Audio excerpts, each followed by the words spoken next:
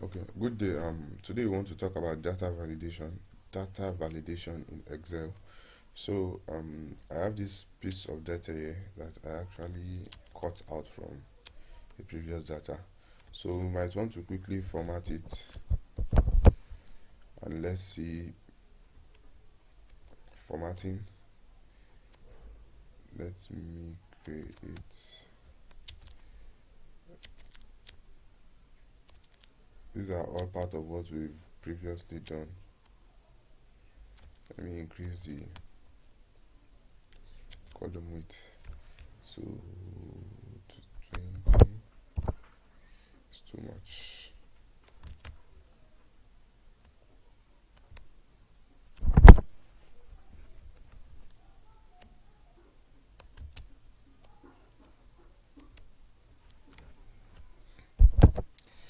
Okay, I have this and how to actually increase the height.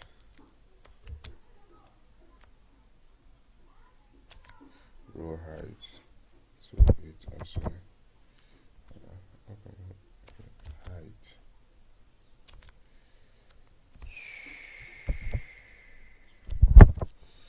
Okay, I think this is okay.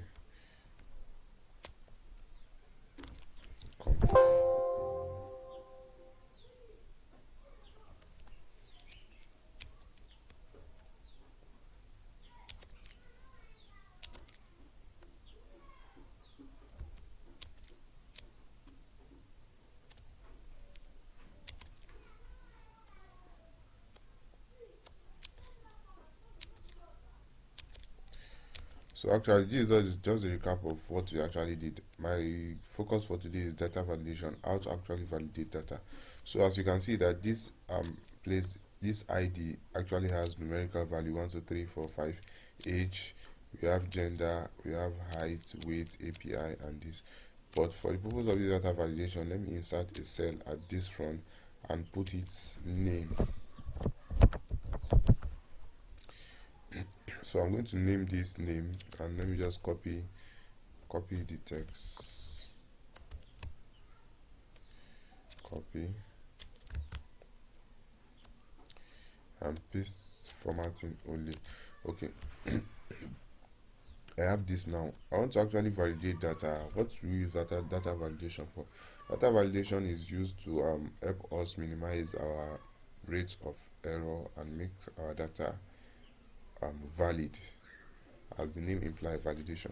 So this column is known that also it's always should always contain number.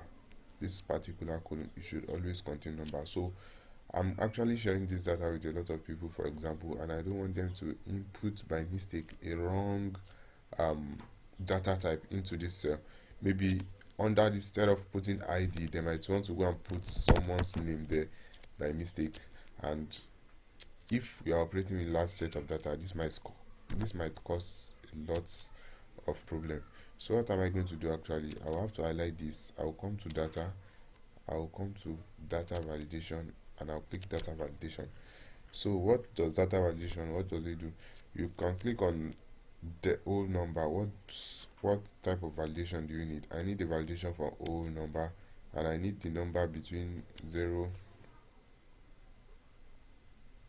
and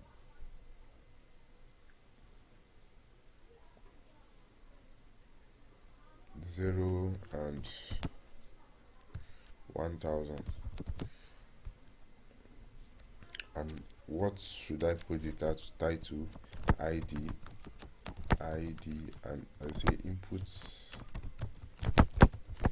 your ID.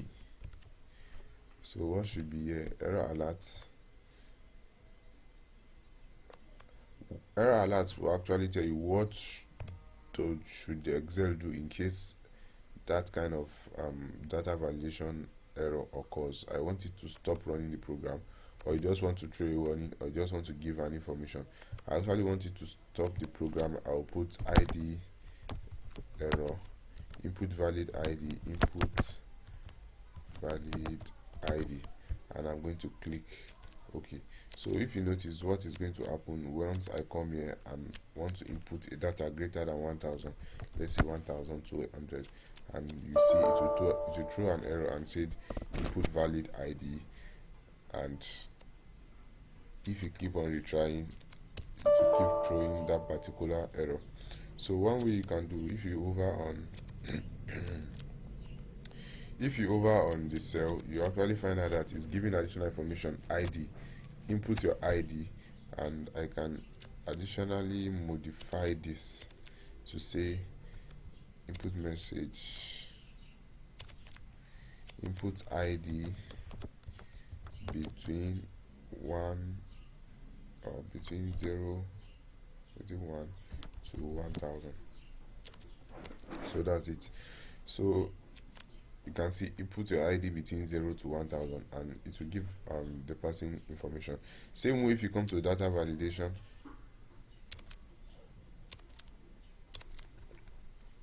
settings, you might want to validate based on decimal.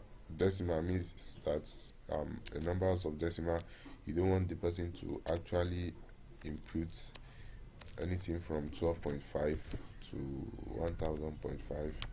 So that way the inputs or the cell will be able to take decimal figures. But this particular one I did earlier, the cell will not be able to take decimal figures because I validated based on whole number.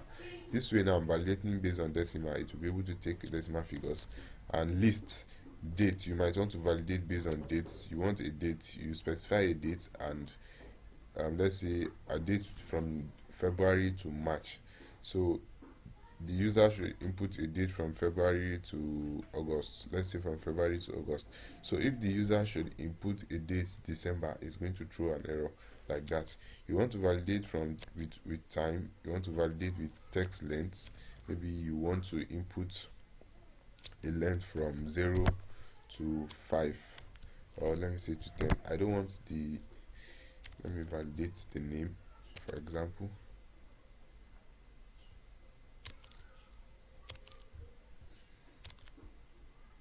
Text length from 0 to 10.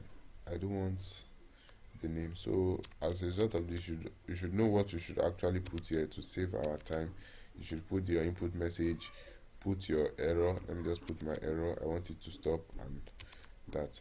So what will happen if I'm entering a text greater than 10 in length? Is supposed to throw an error. You see, it will throw a default error that say this value does not match the data validation restriction defined for this cell. So that's how to go about data validation.